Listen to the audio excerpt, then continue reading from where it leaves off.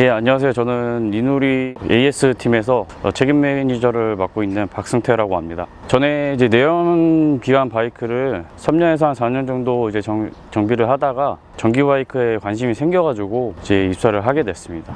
예, 어렸을 때부터 이제 아버지가 오토바이를 오랫동안 타셔가지고 저도 이제 자연스럽게 어렸을 때부터 오토바이를 접하게 돼서 취업하고 첫 직장 가졌을 때 오토바이를 처음 이제 가지게 돼서 그때부터 오토바이를 쭉 타게 됐습니다. 오토바이는 처음에는 이제 클래식 바이크 울프 125라는 바이크를 탔고, 그 다음에 R3, 야마의 R3라는 바이크 탔고, 그 다음에 저기 베넬리의 레온치노 500, 그 다음에 XSR 700, 그 다음에 MT09, MT07, 뭐 할리 데이비슨, 그 외에도 뭐 여러 가지 탔었는데 뭐 이 정도로 뭐 요약해도 될 것 같습니다. 현재 보유 중인 거는 뒤에 서 있는 바이크들이랑 처음 가진 울프 125랑 슈퍼커브랑 할리 데이비슨 한 대 더 있습니다. 좋아하게 되다 보니까 저런 장르도 타보고 이런 장르도 타보고 싶어서 하나씩 마음에 드는 바이크를 가지고 있다 보니까 그렇게 좀 소유하게 됐습니다.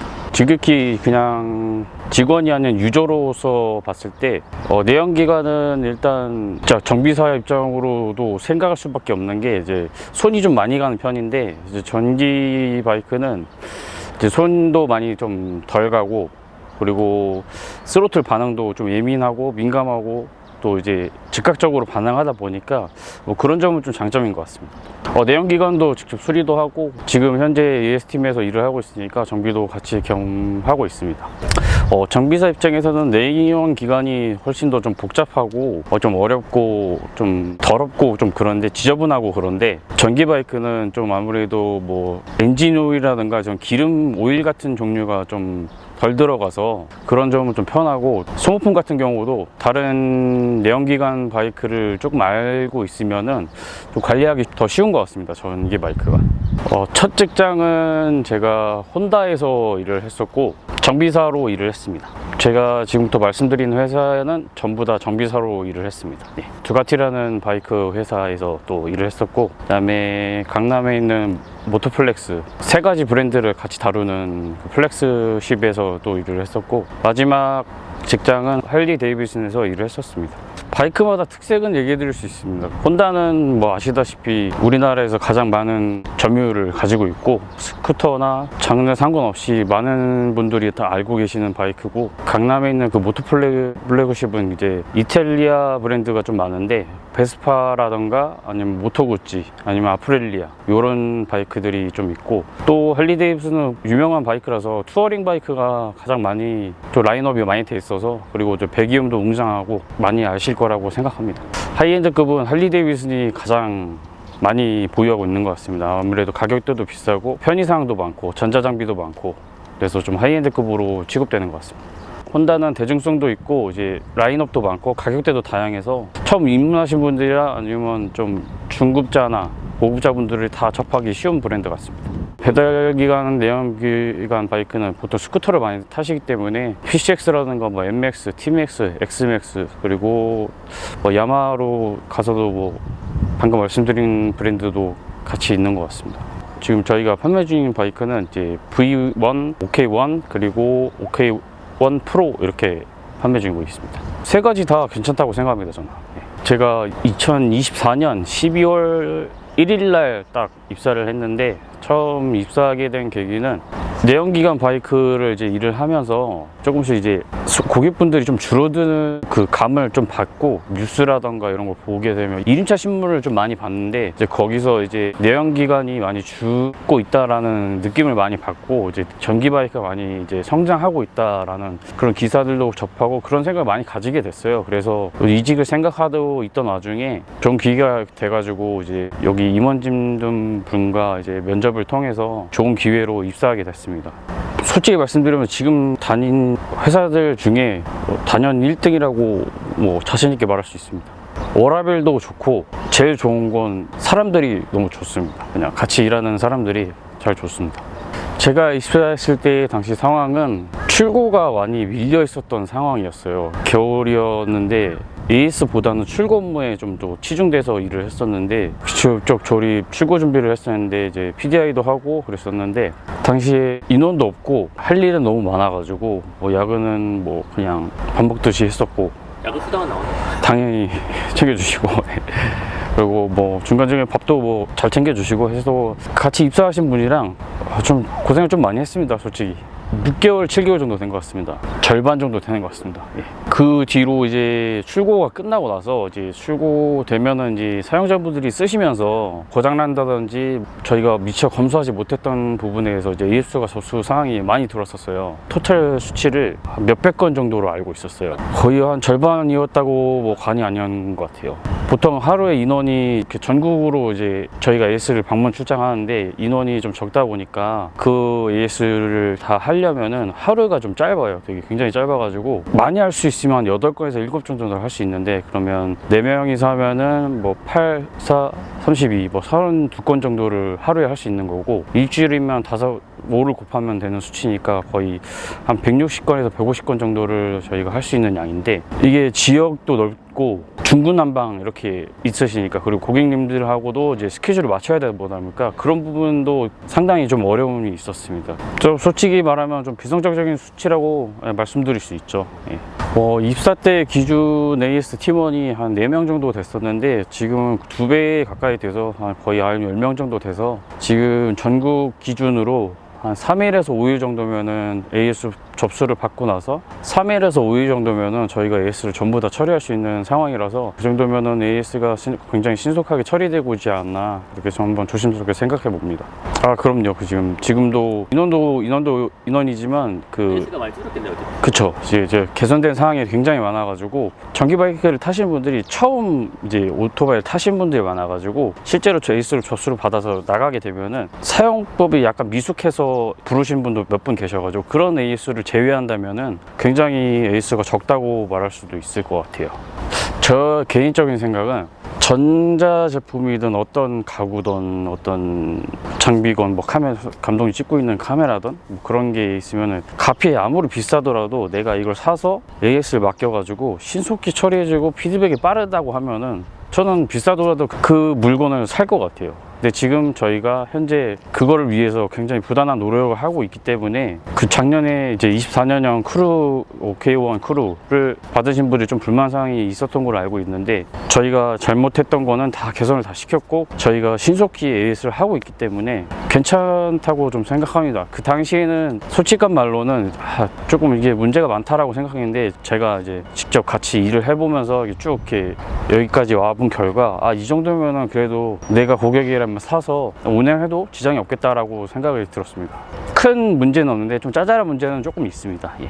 소음이 난다든지 바퀴가 굴러가면서 자연스럽게 나는 소음인데 간혹 이제 이게 무슨 소린가 싶어서 가면은 이제 패드가 다 닳아서 디스크판이랑 패드랑 이제 아예 그냥 다 마모돼 버려서 그걸 모르시고 이제 계속 타다 보면 그런 문제들이 생기고 타다 보면 진동 때문에 볼트가 풀릴 수도 있는데 그런 걸 이제 간과하시고 그냥 타다 보면 이제 어느 부위가 망가져 가지고 이제 그런 부분이 망가진다거나 뭐 그런 부분이 있습니다. 그리고 전자 쪽에서는 저희가 이제 충전 불량 이제 크루에서 메인으로 넘어가는 그 부품이 하나 있는데 그쪽에서 간혹 이제 문제가 있는데 그거는 저희가 대체 부품도 많이 확보를 해놨고 교체하면은 조치가 신속히 되고 그리고 또 DC-DC라는 컨버터에서 이제 충전기를 쓰게 되면은 간혹 이제 볼테이지를 맞지 않는 거를 쓰셔가지고 그게 망가지는 경우도 있는데 거의 그 부분에 대해서는 저희가 이제 확인하고 방방방 조치해드릴 수 있기 때문에 사용자분들이 쓰시기에 큰 불편이 없을 것 같습니다. 충전이 안 되는 게 3이면은 한 2 정도는 조작 미숙으로 잘 안 닫혀도 되는 거고 1 정도는 단품 불량으로 이제 교체하는 부분이 있습니다. 크루에서 메인으로 넘어가는 그 모듈이 있는데 그거가 이제 조금 불량이 있어서 그거를 이제 신속하게 교체하게 되면 바로 이제 조치가 돼가지고 24년식이랑 25년식 바뀐 점은 제가 외관적으로 이제 바뀐 거는 일단 컬러도 하나 좀 추가가 됐고 윈드 스크린도 불편 사항이 많으셔가지고 이제 브라켓도 만들고 이제 눈높이 이제 시야가 방해되지 않는 선에서 바람을 이제 위쪽으로 이제 날릴 수 있게 그것도 이제 만들어가지고 장착해서 저희가 테스트도 해보고 해서 이제 가장 적합한 걸로 이제 제작을 해서 장착해서 추가 파츠로 나가고 또 이제 충전 문제라든지 이런 것들을 많이 개선했고, 스위치 또 이제 많이 이제 말씀이 많으셨는데 버튼 조작감도 많이 개선이 됐고, 연약한 부분이 있어서 거기를 이제 많이 보강해가지고 이렇게 스로틀 감을 때 이제 힘을 많이 받아도 이제 망가지지 않게, 잘 파손되지 않게 많이 개선을 시켜서 그 부분에 있어서는 많이 좋아진 것 같습니다. 또 25년형 OK1 프로는 이제 MCU 자체가 바뀌어서 이전 모델보다는 등판 각도가 월등히 좋아졌고, 그리고 또 제가 직접 타봤을 때 E 모드, D 모드, S 모드 이렇게 세 가지가 있는데, 이전 모델은 제가 솔직히 그렇게 막 큰 차이를 많이 못 느꼈는데, 지금 나온 모델은 제가 이거를 다 이 세 가지 모드를 주행해 봤을 때 굉장히 차이를 많이 느끼고, 딱 이게 분간되어 있는 게 딱 느껴질 정도로 즉각적인 반응을 보이고 있더라고요. 그래서 그 점은 굉장히 많이 개선됐다고 저는 그렇게 생각하고 있습니다.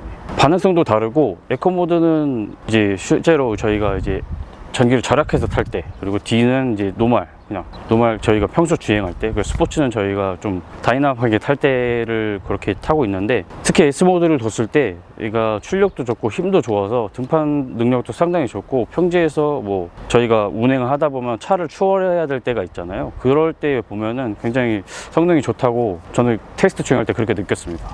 현재 출고량은 제가 뭐 정확히 알고 있지만 뭐 대회비라서 정확히 말씀드릴 수는 없고, 몇백 대 정도라고 말씀드리면은 그 정도라고 생각하시면은 듣고 계신 분들이 그냥 어느 정도 가늠하실 거라고 생각합니다. 출고된 지 한 2주 전부터 이제 출고되기 시작했는데, 현재 지금 에이스 들어온 사항으로는 한 10 중에 3은 사용자분이 좀 그 조작법 미숙으로 이제 접수되신 거, 그리고 간혹 이제 충전이 불량되는 부분. 근데 그 부분도 이제 가서 저희 직접 필드에 나가 보면은 안장함이랑 발판을 제대로 닿지 않아 가지고 충전이 간혹 안 되는 경우가 있어요. 그래서 그 조치를 이제 이렇게 해야 된다고 이렇게 말씀을 드리면 조치되는 경우도 많고, 단품 불량 같은 경우는 제가 봤을 때 한 10에서 한 3, 4 정도는 되는 것 같습니다. 이외에 처음 타셔가지고 뭐 이게 무슨 소리냐고 이렇게 여쭤보시는 거, 그런 정도. 그렇게 큰 막 치명적인 크리티컬한 그런 AS 접수건 없는 것 같고, 실제로 나가서 보면은 저희가 신속하게 처리할 수 있는 부분이라서 믿고 타셔도 충분히 좋지 않나라고 지금 생각하고 있습니다. 당연 그렇게 말씀드릴 수 있습니다. 탔을 때 즉각적으로 느끼는 거는 일단 등판 각도랑 출력이 다른 것 같아요. 이제 125cc 급이라고 하는데 탔을 때 한 170에서 190 정도, 그 정도 체급은 되는 것 같아요. 운전할 때도 이제 저희가 주행할 때 이제 보면은 노면도 좀 덜 타는 것 같고, 좀 가벼워가지고 핸들 조작하기도 쉽고, 처음 타시는 분들이 좀 조작하기 쉬워서 좀 접하기 좀 좋은 모델 같아요. 25년식 OK1 프로를 총평 한마디로 하자면은 가성비가 정말 좋은 바이크다라고 딱 한마디로 할 수 있을 것 같습니다.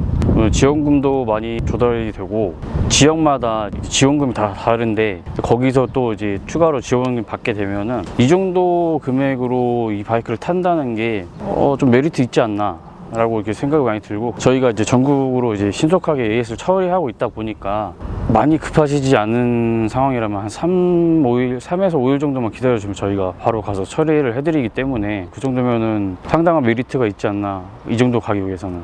이 OK1 프로를 굳이 이제 타겟팅을 정해서 추천을 하게 된다면은, 투잡으로 이제 직장을 하시고 이제 남는 시간에 이제 배달을 하시는 분들하고 전업으로 하시는 분도 추천드릴 것 같아요. 요즘 배달 시장이 많이 단가가 많이 올라서 좀 어려운 걸 알고 있는데, 그 부분에 있어서 이 정도 바이크를 이 정도 투자를 해가지고, 왜냐면 이제 유지비도 적게 들고 하니까 이걸 구매하셔가지고 그 일을 하신다면은 그래도 수시 타시는 게 좀 맞지 않나. 이 정도 가성비면은 바로 사서 이제 추천드릴 것 같아요. 유지비가 적게 들고 배터리를 신속하게 교체해가지고 계속 제가 이제 배터리를 상시적으로 유지를 할 수가 있으니까, 배달을 지나가는 길에 크루즈 스테이션에 있으면 그때 바로 교체해서 그냥 가던 길 가면 되니까, 배달하신 분들 시간이 생명인데 그 부분에 있어서 굉장히 메리트가 있지 않나. 이걸 또 빼서 충전을 하면서 이제 기다릴 수는 없으니까 지나가다가 이제 바로 이제 새 걸로 교체해서 타게 되면은 주기간 절약이 굉장히 많이 되고 이제 일을 또 한두 건 더 할 수 있는 그런 시간이 생기니까 그 부분에 있어서 저는 강력히 추천드리는 것 같아요. 둘 중에 하나를 권한다면은 이제 저희 바이크를 추천드릴 것 같고, 내연기관 바이크가 너무 비싸요. 너무 비싸. 거의 2배 가까이 되는 가격이고, 주기적으로 정비를 해야 되고, 그 정비를 해봐서 알지만 주기적으로 해야 되는 것들이 부품이 굉장히 비싸요. 공인도 세고 고급 부품을 껴야지 오래 쓰고 하는데, 또 그걸 또 생각하면은 돈도 많이 들고, 이 바이크는 그런 거 상관없이 소모품만 잘 관리하고 이제 충전 그 메인 배터리 정도 자기가 조금만 신경 써서 뺄 때 낄 때만 조금만 신경 쓰시면은 그런 추가적인 비용이 전혀 안 들기 때문에 그런 부분에 있어서 저희 바이크를 좀 추천드릴 것 같아요. 저는 내연기관 타시는 분들이 솔직히 그 PCX가 입지가 너무 단단하다 보니까 처음에 전기 바이크를 접하시기가 좀 어려울 거라고 생각이 들어요. 저도 그랬고, 저도 전기 바이크를 처음 접할 때 그런 생각이 많았고, 생각이 바뀐 게 뭐냐면 내연 자동차를 타다가 전기차를 타니까 생각이 확 바뀌었어요. 그리고 나서 내연 바이크를 타다가 전기 오토바이를 타보니까 또 생각이 확 바뀌고, 그러니까 처음에 접하시기 어려울 수도 있을 것 같아요. 그리고 저희가 그동안 이제 AS가 좀 많아가지고 어떤 이제 잡소리가 있었는데 그 부분 때문에 접하시기 어려울 거라 생각이 드는데, 그 생각을 조금 바꿔주셔가지고 이제 경제적인 면을, 그쪽 면을 좀 생각해 보셔가지고 그쪽 면으로 이제 접근하셔서 저희 바이크 한번 타보시면은 생각이 바뀌실 거라는 그런 가능성이 충분히 있다고 봅니다. 다른 전기 오토바이를 제가 많은 모델을 타본 건 아니지만 타사 바이크를 타봤을 때 느낀 점으로는, 제가 알고 있기로는 저희가 이제 시트 옵션 같은 것도 있고, 그리고 이제 스로틀을 당겼을 때 저희 바이크가 좀 내가 원하는 그 타이밍에 팍팍 나가주는 그런 맛이 좀 있는 것 같아요. 그래서 저는 그런 스타일을 좀 선호하기 때문에 그쪽 면에서는 그 타사 바이크보다 저희 바이크가 좀 더 좀 저한테는 잘 맞고, 그리고 좀 권장드리고 싶어요. 이런 게 좀 괜찮다고. 딱 한 가지 있는 것 같아요. 딱 한 가지. 지금은 전기 바이크가 지금 이게 CC가 높질 않아서 뭐 이렇게 스포츠 주행을 한다고 와인딩을 한다거나 그럴 수는 없지만, 지금 느끼는 바로는 그런 분들은 많이 계세요. 배기음을 즐기시는 분들, 그런 부분은 좀 아쉬울 거라고 생각 들어요. 전기 바이크는 조용한 거니까. 근데 도심 주행을 하고 이제 저희가 이제 배달을 전업으로 하시는 분들은 아파트 진입을 한다거나 골목 사이사이를 지나갈 때는 훨씬 좋다고 생각이 들어요. 조용히 지나가야 되고, 또 밤늦게 지나가고 이제 아파트 주민 민원도 들어오고 하니까, 그래서 차단기도 내려서 못 들어가게 하는 부분도 많으니까 그런 부분에 있어서는 뭐 일장일단이 있는 것 같아요. 제가 이제 내연기관 타시는 그 동호회에 있는데, 거기서 이제 같이 타자고 할 때나 아니면 주말에 혼자 타거나 그럴 때 그럴 때 타고 있습니다. 아직은 이걸로 라이딩을 멀리 나가본 적은 없습니다. 개선해서 나왔으면 좋겠다 하는 부분은 쇼바의 선택지가 좀 있었으면 좋겠어요. 예, 뭐 옵션으로 바꿀 수 있다든지, 고급 사양의 리어 쇼바를 장착할 수 있다든지, 그런 파츠들이 있으면은 더 좋을 것 같아요. 쉽게 말하면 그냥 일반 스프링으로 작용한 쇼바가 있고, 유압으로 작용하는 쇼바도 있고, 가스로 작용하는 쇼바도 있는데, 파츠 리스트에 뭐 그렇게 세 가지가 있다고 하면, 난 승차감을 중요시해 하니까 난 또 고급 쇼바, 유압 쇼바를 넣고 싶어. 그러면 그때 뭐 추가 비용을 지불해서 그걸 껴서 이제 나가면은, 생각했던 것보다 승차감이 굉장히 좋네 라고 생각할 수도 있고. 에어 쇼바가 가장 편해요. 에어, 그리고 유압, 그리고 가스, 이렇게 알고 있어요. 이거는 지금 유압으로 알고 있습니다.